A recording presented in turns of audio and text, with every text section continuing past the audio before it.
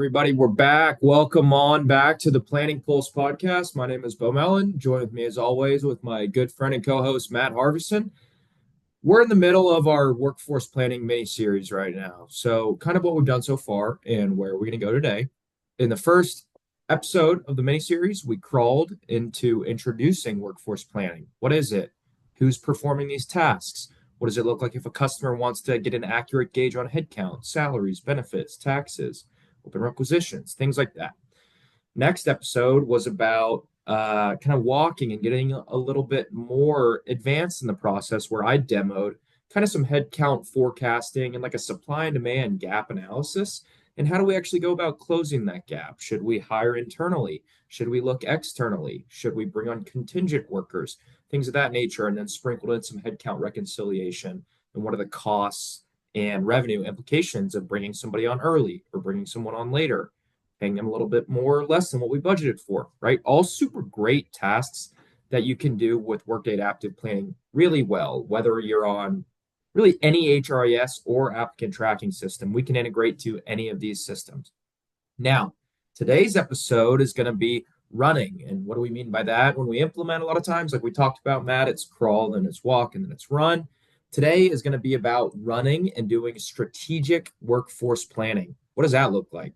Well, today we're going to get into some really great stuff with what we see a lot of our customers that are really leveraging workforce planning to its fullest capability. We're taking a look at things like employee culture and satisfaction. We're taking a look at some advanced talent acquisition analytics. Maybe if you have some specific hiring initiatives around diversity or equity or inclusion, project staffing and resource assignment. Is somebody overutilized or underutilized, right? That's a lot of the things we're going to be getting into today when we see our customers leveraging workforce planning to its fullest capability. And so I'm excited for Matt to go ahead and do the demo today. Matt, before we get into it and you dive in and show us some of the stuff I was just talking about, anything really from your side before we go ahead and get into the demo here today? Yeah, I think so, Bo, and appreciate sort of teeing me up here. So when we think about workforce planning, the crawl, walk, run, right? The walk that we spent a lot of time on last time was supply and demand gap analysis, and then how do we submit workers to fill some of those gaps, the buy, build, borrow scenario that we talked about. Where we're going to focus is the next step on workforce planning, which is getting a little bit more granular, right? So supply and demand, we're going to talk about how we generate demand. When we talk about filling that gap or performing gap analysis, it's right people, right place, right time. So crawl, walk, run. This is just taking it another step, getting a little bit more granular. So really excited to show you all what we've got here today. If you haven't had an opportunity to review the previous episodes, I Yeah. recommend you go and start there before diving into this one. It will give you a good sort of baseline for where we're going today. But as we're taking that next step, as you can see on the screen, we're talking about demand drivers and thinking about how we're going to be generating our workforce demand. So a lot of times, and on our previous episode, we talked about organizations have different methods for generating demand for different parts of their organization. We need to bring on more AR, AP clerks, AR clerks if our collections goes up. If revenue goes up, collections goes up, we need more people dialing the phones. If we're a customer service organization, the more we sell, the more customer service reps that we need to be able to receive phone calls.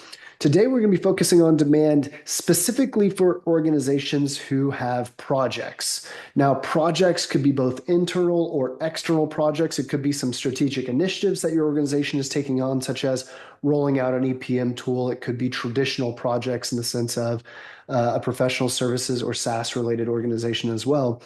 So as you can see here, we start out with our demand drivers. We look at previous versus current when we think about sales. Workforce planning compared to financial planning is a much more continuous process. I know financial planning, you're continuous because we're doing monthly or quarterly reforecasting.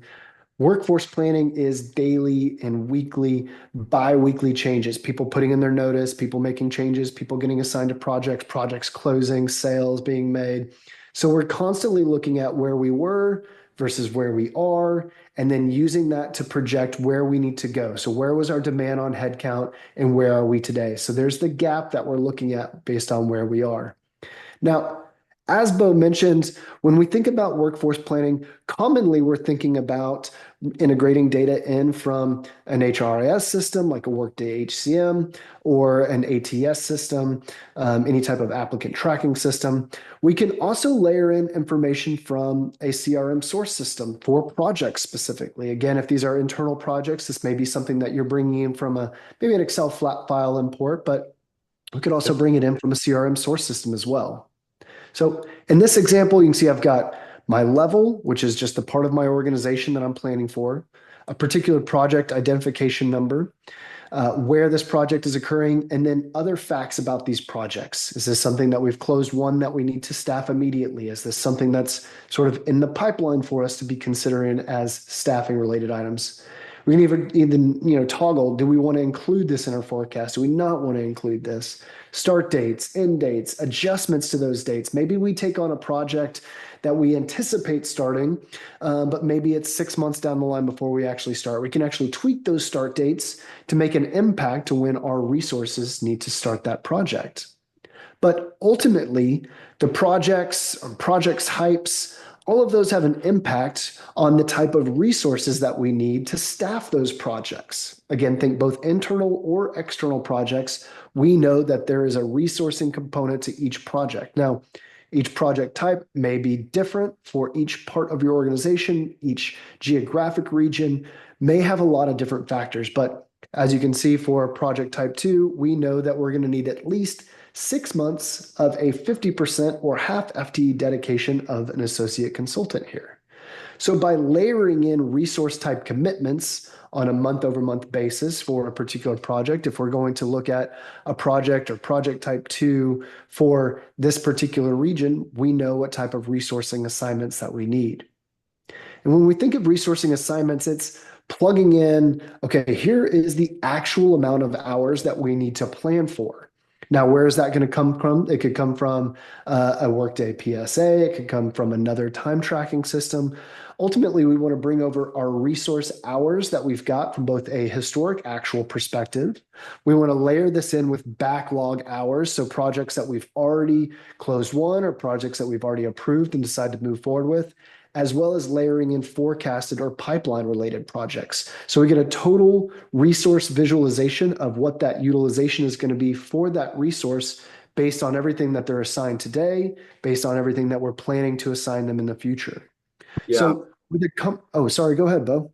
Yeah, I just wanted to jump in, Matt. And the only reason I'm jumping in is one of the things I know this is so valuable is we have something like this set up internally, right? We're a people business. We Absolutely. track utilization, we track all of our great personnel that we have, and we use this and the dashboard functionality for it is great. And it allows us to call out who might need to get on a new project, who's at full capacity, what area of the business do we need to grow or focus on for a little bit, right? We use this stuff all the time daily at Active Cyber. So when we're showing this to you guys, we have something like this built out internally at our company as well. And so we're doing workforce planning today inside of Adaptive as well. And being just a people organization, this project assignment stuff is huge, Matt. It really is for a lot of our 100%. customers. Yeah. Yeah, you sort of hit it there on the head too, is we are using this internally. So we know that this solution works for organizations that need to staff people on both internal or external projects. When we make that resource assignment, as you can see here, as we're bringing folks in here, Jamie Stone bringing Jamie onto a project, as we're assigning team members to projects, what we can do is we can look at historic hours, future forecasted hours to be able to understand what the utilization is of our resources. Yeah. What we want to avoid when we're assigning folks onto projects is over assignment or overutilization, right? That leads to low employee satisfaction, that leads to burnout, that leads to unhappy customers. So we want to make sure that we stay within the bounds of where we believe as an organization we should be from a resource utilization perspective. Is that 80%? Is it 100%? We don't want it to be in this 300% mark. So that lets us know that we need to go in and proactively make some resource adjustments. We either need to reassign these individuals or we need to hire individuals. Now, another way that we can look at resource utilization is rather, in the first graphic here, it's looking at maybe a future month. What we also can do is look at utilization reports for the next 8, next 12 months. And what does that look like for our team members? So in this particular example, we see Connor is assigned 200% and then grows to 300%. Connor's going to be way over assigned. We can proactively take measures to ensure that Connor's not going to be over assigned at any point in time.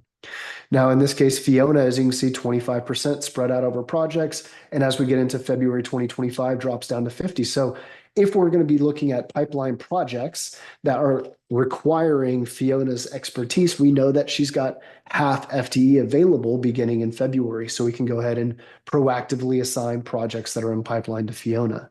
So a proactive look at resource assignment by looking at forecasted or expected utilization.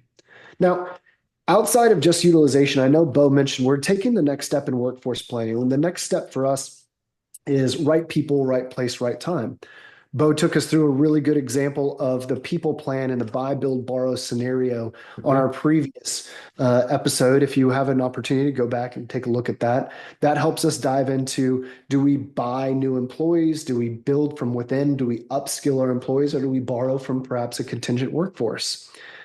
There's other ways and other methods of looking at how do we actually provide intelligence into that process of buy, build, borrow. Well, the recruiting information, again, talking about ATS systems, when we think about how long it takes to bring on a hire, if we're going to buy a new hire, is that new hire and the time to find that new hire in line with what our expectations are for kicking off these projects? So looking at recruiting information, again, cost, acceptance rates. If our acceptance rate is below a particular threshold, you can see here it's 76%. Maybe if it's below 75%, we can get some conditionally formatted flags and lets us know that maybe we need to take some different approaches from a recruiting standpoint. If we're looking at buy, build, borrow, and maybe we have a surplus of headcount right now, and instead of hiring folks, we need to start to look at maybe we need to either offboard or reassign individuals who are not meeting expectations. So you can again go in, look at who's not meeting expectations, drill into our charts, our graphs, our dials, really start to understand who's not meeting expectations for us. Or are folks that are exceeding expectations, do we need to make sure to take care of them by the time they come around for their annual review cycle? Think of even culture statistics, like who believes in their, in their company, who has a high net promoter score. Are they going to tell their friends, "Hey, this is a great place to work. You should come work. We've got open requisitions right now on the website. Take a look." We're going through worker satisfaction and constant employee surveys. I know Beau mentioned that we use this internally. We want to make sure that the organization that we're building is strong, close knit, where it's a team environment. Very good example of being able to use metrics like these to continue to grow your organization. And then lastly, a lot of customers that we work with want to know, how do we track DEI information? So if we wanted to look at a worker mix, whether by ethnicity or by gender, we can certainly do that as well. Again, bringing information in from our source system, matching it up with some assumptions that we put in place allows us to get a better look at what our overall worker breakdown is. So there's a lot that goes into workforce planning. Again, we're taking steps at a time, one step at a time. Today, what we really wanted to cover was, how do we close that gap? And then how do we really understand how that gap is being generated? So really diving into the demand on our workers, looking at the gap of our workers, and then saying, are we in a surplus? Or are we in a deficit? If we have a surplus of workers, let's start to look at culture. Let's start to look at performance. Let's make sure that we've got the right worker mix. If we're in that deficit, we need to bring on folks. We can pinpoint particular positions based on utilization of our resources. But we continue taking steps when we talk workforce planning. Every organization, as we've mentioned before, starts out somewhere. Most commonly, it's with that walk approach. We just want to understand where we are from a salary, benefit, tax related perspective. Let's continue growing. Let's continue learning. Let's bring in our supply of our resources. Let's start to talk about demand. Let's start to talk about how your organization calculates demand, and then how we can close that gap. Yeah. Yeah. And, I was kind of thinking while you were going through that demo there, Matt, of what should be my biggest takeaway, or what sums up everything that Matt was showing there. I think from today's episode, my big takeaway is that no matter what model or KPI or chart on the dashboard you were showing, at the end of the day, it kind of all summarized to me in terms of this is making sure our workforce is adequate and they're okay where they're at. And if it's adequate and they're happy with where they're at, it's going to lower attrition and turnover. And what we've seen over the years of doing this, Matt, is that's going to be the most costly thing that is going to impact an organization is attrition and turnover. We want to make sure we're well staffed and our employees are happy with the career progression they're going on. Because if people are coming and people are going and we're having to find, there was one of the KPIs on there that showed average time to hire 19 days. That can be another at least, 3-4 weeks that we're not, having that role filled. And then they get on and it's a 3-month ramp process of onboarding and training, right? It can be a tough cycle for these organizations to go through.